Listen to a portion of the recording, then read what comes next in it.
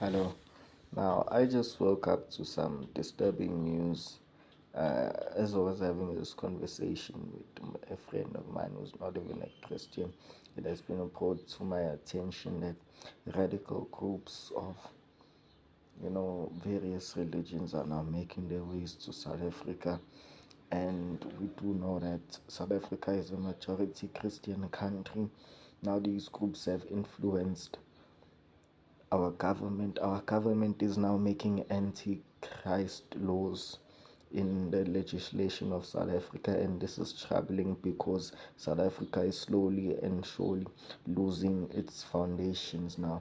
Whether we accept it or not, the values that South Africans enjoy so much are founded by the values of the Christian value system. Whether you believe it or not, freedom is a Christian value, and this is a very dangerous slope the government is traveling in.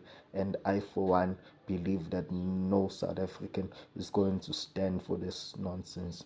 South Africa is a majority Christian country, and the majority laws should be Christian. Now, hate me or love me, I don't care what you think about this video, but I've said what I said, and I, for one, am not in favor of this path that the government has chosen. The government has called many people into question. They are now questioning the sovereignty of the institutions that we use to praise our God. And for that they shall be punished, because we know this is not happening out of the goodness of their heart. This is happening because the church is exposing the evil that these politicians are doing, and they cannot handle it because they are afraid that their dirty laundry is now being held out in public. And we are saying no more.